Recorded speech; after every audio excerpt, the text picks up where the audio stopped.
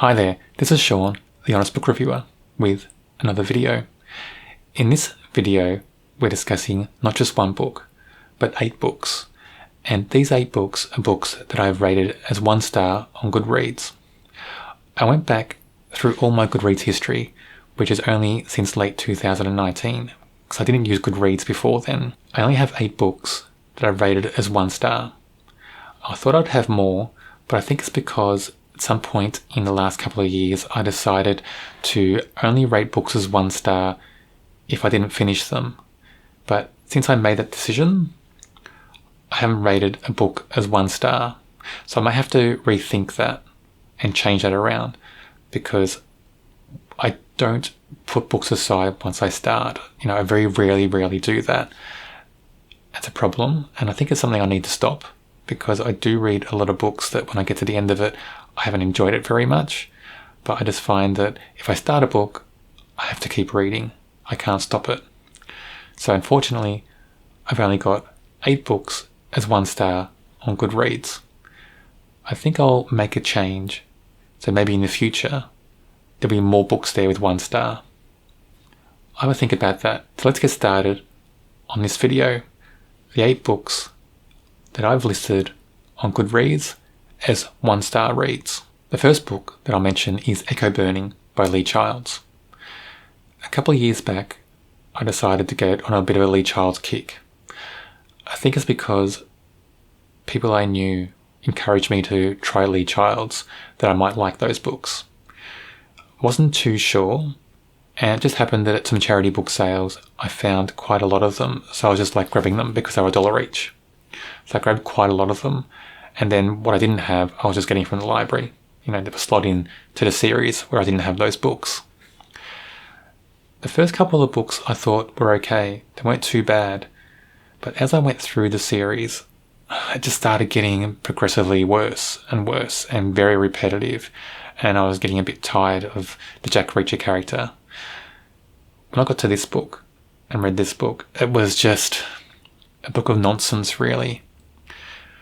I think for about the first 200 pages or so, it was a book about nothing. It was like a Seinfeld episode, a book about nothing.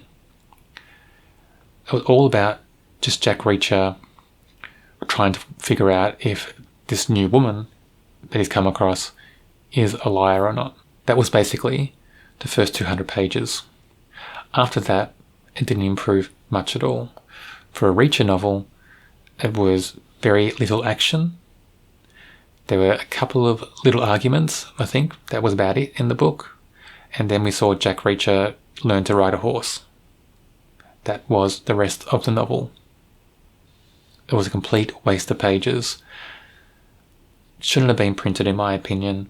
The editors should have kicked it back and said, make it more exciting. But I think by that stage in the series, the publishers just said to Lee Childs, just churn out any old rubbish, we'll print it, and we know people will buy it.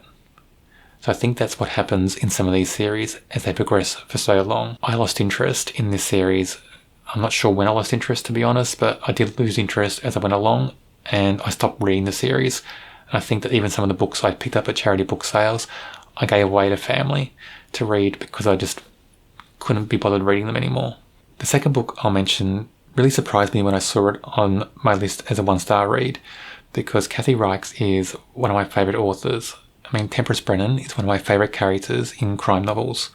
So it did surprise me that the second book that I came across on my list for 1 star was the book called Crossbones. But when I started reading my review that I wrote at this time about the book, I realised why I didn't like it. I remember then all the things in it that I didn't like. I think it was either published around the same time as the Da Vinci Code, or maybe soon after. I'm not sure on the exact time frame. But this book was almost like a carbon copy of the plot of Da Vinci Code, with a few little elements tweaked just to, make it that unique enough that maybe Kathy Reichs couldn't be sued for plagiarism. It was just so much a copy, and the subject matter was just like reading the Da Vinci Code. And I just thought to myself, why would you have this character, Temperance Brennan, with, her expertise in studying bones and what she does in previous novels in the series and churn out this rubbish and make it all about, they're finding bones and they think they're the bones of Jesus or something, I think it was. I just found that, a bit of a rubbish storyline, to be honest, for this series. And it didn't deter me from reading the rest of the series, but it tainted the series a little bit for me. I think this is another book that the publishers should have kicked back. But again, I think it's one of those things where the series was so popular that they might have encouraged Kathy Reichs to write a novel that was loosely resembling a Dan Brown Da Vinci Code type novel, just so they could ride on those coattails a little bit, because Da Vinci Code was such a big seller. And to be honest, I don't even know why Da Vinci Code was such a big seller, because I wasn't a big fan of that one either. The next book I'll mention is Your Heart Belongs to Me by Dean Koontz. Now, I really, really didn't like this book. It's marketed as a thriller.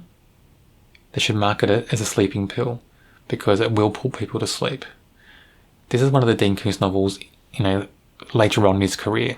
I think it might have been, I'm not sure if it was in, the 2000 to 2009 period or 2010 and after period, but it's when his storyline is starting to get a bit boring and, they're not as gripping and not as thrilling as his earlier works.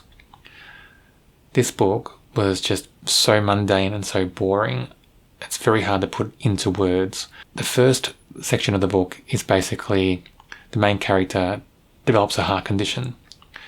And instead of, seeing the key facts in front of him of why he's got this heart condition and doing something about it, it goes on this whole spiel, this whole twisted storyline that he thinks he's being poisoned, being poisoned by his girlfriend, and all these things going on. And that just goes on for quite a while, too many pages to be honest. And then he gets a transplant, and then starts becoming, he starts receiving or seeing strange things, and he thinks somebody's after him. And that's when some of the suspense happens. We don't have much suspense really before that, because I think Dean Koontz tried to put suspense in the novel before that. It just doesn't work. And then when the suspense happens, it's too little too late, because we're already so bored by the first half of the novel. The second half really doesn't matter that much. So it's just a really, really bad novel. I found quite a bit of a waste of time to go through it and read the whole thing. But I did read the whole thing, but I don't think I'd ever read that one again. Your Heart Belongs to Me, Dean Koontz, does deserve the 1 star. The next book that I'll mention is The Babylon Rite by Tom Knox. Now, from the blurb and some of the write-up about this book, it's promoted as being like a conspiracy thriller, along the lines of the Dan Brown type thing and some other novelists who write in that kind of conspiracy/action thriller type novels. It's not. There's not much of that at all, really. All it is a gore fest, to be honest. And also, a sex scene fest as well in this novel. There's so many of those elements thrown into this novel. It's a novel about depravity, really, in my opinion. And it almost felt like the author got off on it. And because it was so gory and so bloody, and so many of other scenes in there just didn't make sense for the plot. It didn't add anything to the plot. It wasn't needed and necessary, but just felt like the author was getting off on it. That's what the author enjoyed writing about. And I just found just a whole lot of nonsense. And it was a really struggle to get through that book. And I made a promise to myself never again to read a Tom Knox book. Unfortunately, when I was going through a charity book sale later on, I grabbed a novel by him, another one. And as I was reading that, I thought to myself, hang on, this kind of seems familiar, what's going on in here? Because it had the same type of feel. And it was another book by him. But because I can't stop reading a book, I did read that one as well, and I shouldn't have. And I can't remember what I did rate that one. I must have rated it a 1, maybe a 2. Maybe it was after the time where I refused to rate books 1 unless I didn't finish them. But keep away from anything Tom Knox is my recommendation to all people out there. Tom Knox kind of doesn't deserve to be published, in my opinion. His books aren't interesting. They're all about depravity. There's scenes in there, many scenes in there that aren't needed and necessary, and they're quite sickening, to be honest. So this novel, I think, is a complete waste of time, and I would not recommend Tom Knox. The next book I'll mention is Dark Witch by Nora Roberts. Now, this was the first Nora Roberts novel that I tried. I'd never read her before, and I saw some novels from her on the library, and I think it was this one. I might have had the whole trilogy there, I'm not sure, but this was the first in a trilogy. And from the blurb, it sounded quite exciting. It sounded, a bit of suspenseful, and, it might have been some paranormal elements in there and things like that. So I promised a lot from the blurb. And then it just failed on all counts. It was very, very dull, very boring. It was all about just people sitting around drinking beer, drinking tea, having conversations. That's what it seemed like to me anyway. There was just no suspense in it. The main character was just very annoying. I wouldn't have liked to read another book with that main character in it ever again. And I was so glad when I got to the last page of the novel, because I could just put it aside and vow to never read Nora Roberts ever again. And I haven't picked up one of her books since. I'm aware that there are a lot of people out there who like Nora Roberts because she's a very popular author, a lot of books out there, but she's just not for me. The next story I'll mention is Candy for Christmas by Hannah Swenson. And it may be a bit unfair to include this because it is a short story and not a novel, but I still read it. It was tacked on at the end of a novel, so I count it as its own separate story, and I did rate it 1 star. And Goodreads does count it as a separate story as well. It was just quite pathetic, to be honest. The storyline just doesn't make sense for the characters or the series, because Hannah Swenson has written a long-running cozy mystery series with a culinary theme, but this short story, I would have preferred never to see it. I question why publishers tack on short stories to the end of novels. It just doesn't make sense to me. I prefer them not to do it, and if people want to read the short stories, why not just, make it for free on the publisher's website or something, because you're just tacking it on to the end of a novel anyway. I don't know if it's a choice they make to have a shorter novel with a short story on there, so people think they're still getting a length of novel they want from that series. Not sure if that's the choice behind it, but I found this short story just to be really dull. Didn't make sense for the characters. The plot was just all over the place. Doesn't make sense either. It just probably doesn't add a benefit to this series at all. The next book that I'll mention is Top Secret 21 by Janet Evanovich.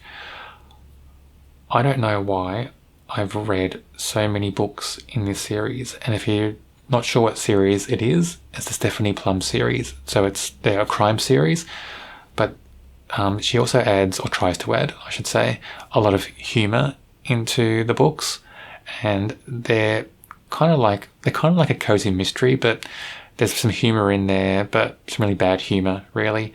And there's also like a love triangle that's gone on from like book 1 right through to the series, and I think I can't remember, there might be like 24 or something books in the series. I'm really not sure. And I think I stopped after 21. I might have read more, I'm not sure, but I've got a feeling I stopped at this one. I did rate this 1 star because by this stage in the series, I was just tired of the whole thing, to be honest. The first couple of books in the series are not too bad because the jokes they have, those repeating situations that you see later on in the series that you get sick of, they're fresh in the first couple of books. So that's okay. But as you go on in this series and everything just gets stale, the jokes keep repeating, the love triangle's still going, Stephanie Plum just never seems to grow as a character, everything's one-dimensional. I just had enough by book 21. But the main reason this book is so bad is that the main villain is running around town with radioactive material. And nobody calls in the feds. Nobody calls in the big guys to come in and help catch this guy. All the little guys like Stephanie Plum, who's a bounty hunter, and, Ranger, who's, also a bounty hunter / kind of gun for hire or something. He's out to catch this villain as well, who's got radioactive material. No one calls in the feds. that was just like a big thumbs down. Why have a storyline like that? It just doesn't make sense. You don't have a story like that and have just ordinary people try to capture somebody who has radioactive material. Book 8 of 8 that I mentioned in this video, and it is another Kathy Reichs book that surprised me even more to have 2 Kathy Reichs books in this list. It's called Bones Never Lie. The reason that I didn't like this book is the main character, Temperance Brennan, has no impact in the story at all. They could have taken her out of the story and the novel would have been the same. Nothing would have changed. And for a main character in a series or a novel to have no impact, what's the point of having that character in there to begin with? You would have thought that somebody at some stage in the editing process would have said, I think you've got to make a change here. You know, what's the point? What's this character doing? What's her motivation in this one? Is she just standing around with her hands in her pockets, just watching the action go by? What's the point of having her in this story? You would have thought those questions would have come up. They didn't seem to, because the book got published and it was just dull, and the main character makes no impact in the story at all. I just think that's really poor, and it deserves a 1 star. It just makes me think and cements that idea in my mind that in some of these series that get popular, the publishers don't really care about the story at all. They're not watching it that closely because they know they're going to make money no matter what. I think that's a shame, because fans of the series, readers out there, deserve the best from those authors at all times. They don't deserve to be given stories like this, where the main characters, don't add any impact to the story at all. There you have 8 books that are rated as 1 star on Goodreads. I'm going to have to change up my rating system a bit on Goodreads. I'm going to have to start making sure the books that I really don't like get 1 star again, because there's going to be some books on there that are rated 2 stars that really deserve 1 star, and I can't go back and change them now because it's just a waste of time, really. So from now on, I'm going to have to start rating books that I really don't like as 1 star. I have other book reviews on my channel in many genres. If you don't want to miss out on any of those, why not subscribe now, or just head over to my channel and check it out. I'm sure you'll find something there that you like.